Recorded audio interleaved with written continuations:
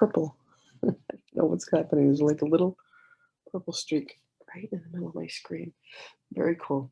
So today we are up to the second set of review lessons. Review number 2, Introduction. We are now ready for another review. We will begin where our last review left off and cover 2 ideas each day. The earlier part of each day will be devoted to one of these ideas, and the latter part of the day to the other. We will have one longer exercise period and frequent shorter ones in which we practice each of them. The longer practice periods will follow this general form. Take about 15 minutes for each of them and begin by thinking about the ideas for the day and the comments that are included in the assignments. Devote some 3 or 4 minutes to reading them over slowly, several times if you wish, and then close your eyes and listen. Repeat the first phase of the exercise period if you find your mind wandering, but try to spend the major part of the time listening quietly but attentively. There is a message waiting for you. Be confident that you will receive it. Remember that it belongs to you and that you want it. Do not allow your intent to waver in the face of the distracting thoughts. Realize that, whatever form such thoughts may take, they have no meaning and no power. Replace them with your determination to succeed. Do not forget that your will has power over all fantasies and dreams. Trust it to see you through and carry you beyond them all. Regard these practice periods as dedications to the way, the truth, and the life. Refuse to be sidetracked into detours, illusions, and thoughts of death. You are dedicated to salvation. Be determined each day to leave your function unfulfilled. Reaffirm your determination in the shorter practice periods as well, using the original form of the ideas for general applications, and more specific forms when needed. Some specific forms are included in the comments which follow the statements of the ideas. These, however, are merely suggestions. It is not the particular words you use that matter.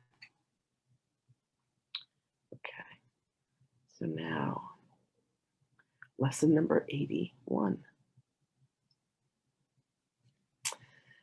Our ideas for review today are 61, or this is a review of 61. I am the light of the world. How holy am I, who have been given the function of lighting up the world. Let me be still before my holiness. In its calm light, let all my conflicts disappear. It is in its peace, let me remember who I am. Some specific forms for applying this idea when special difficulties seem to arise might be, let me not obscure the light of the world in me. Let the light of the world shine through this appearance. The shadow will vanish before the light. And then lesson 62 is, forgiveness is my function as the light of the world. It is through accepting my function that I will see the light in me. And in this light will my function stand clear and perfectly unambiguous before my sight. My acceptance does not depend on my recognizing what my function is, for I do not yet understand forgiveness. Yet I trust that, in the light, I will see it as it is. Special forms for using this idea today might include, let this help me learn what forgiveness means. Let me not separate my function from my will. I will not use this for an alien purpose. So the reviews for lesson 81 today are lessons 61 and 62, which are, I am the light of the world, and forgiveness is my function as the light of the world. Those are beautiful. I love these reviews. I love when it was so fascinating to me the first time we ever did a review. I was like, oh my God, like Jesus had planned this all out, because we were reviewing 5 lessons at a time, and they all had to do with each other. Anyway, he's a genius. Okie dokie. Let's see what Magdalene has to say today.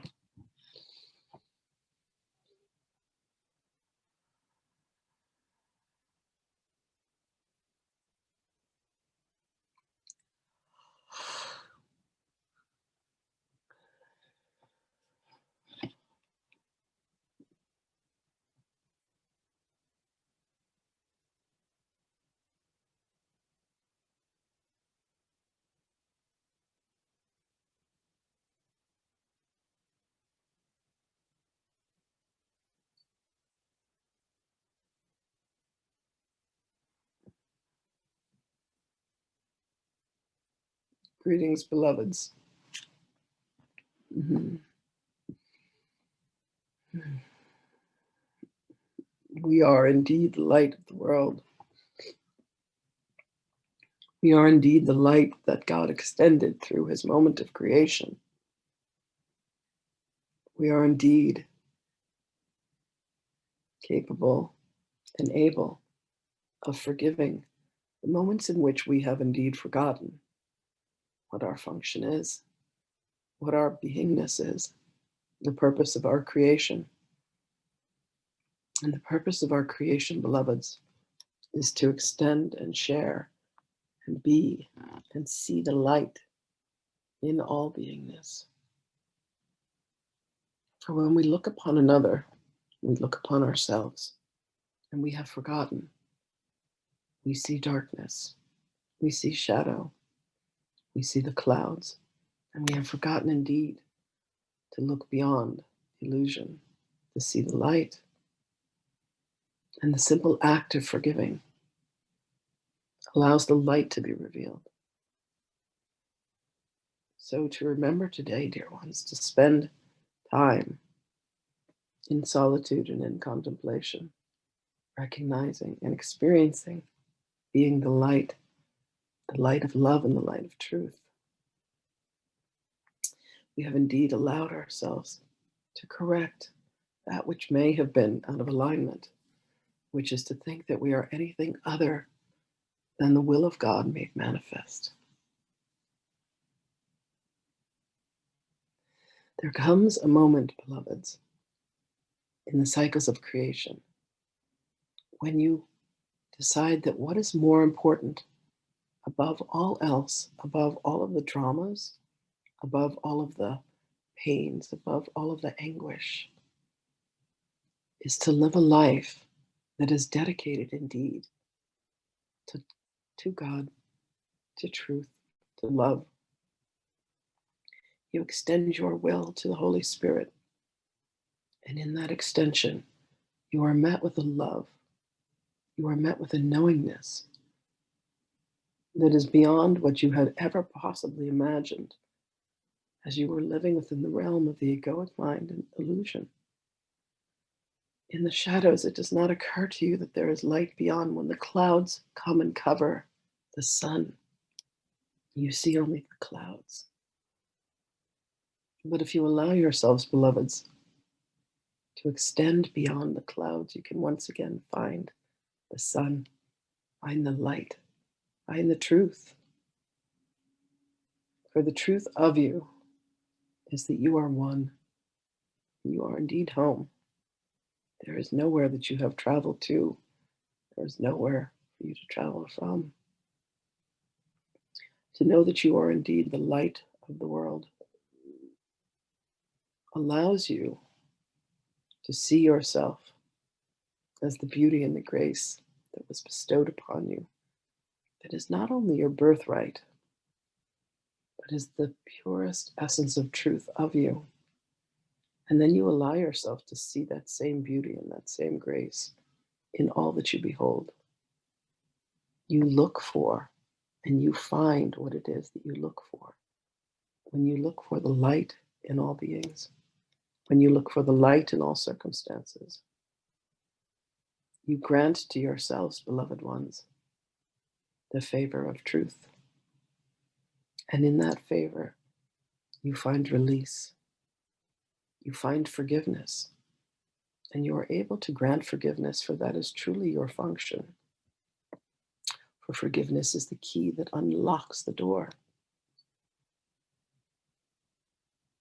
And what is behind that door, beloved ones, is the purest, richest essence of your truth.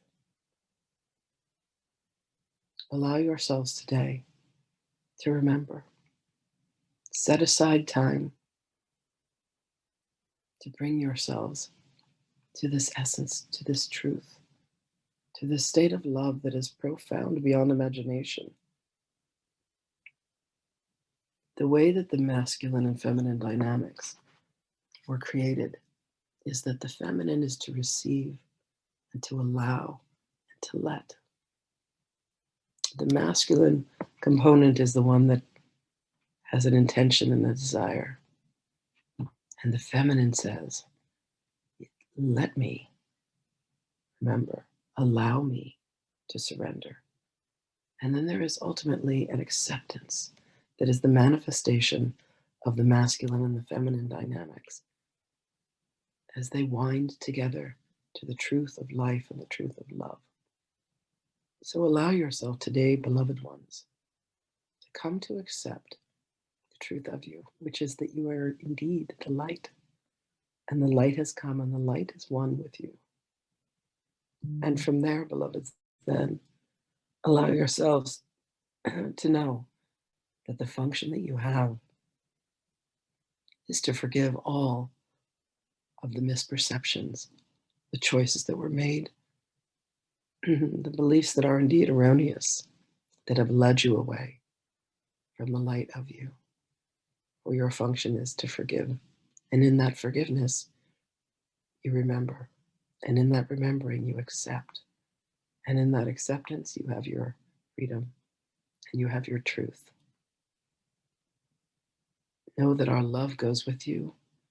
Should you need assistance, call out to us, beloveds. We are delighted to be of assistance to you on your journeys home. You go with our blessings always. Always. We love you.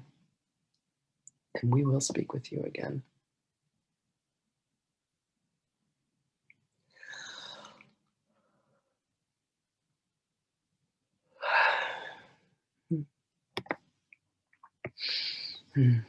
Thank you, everybody, for being with us today. We'll see you again tomorrow.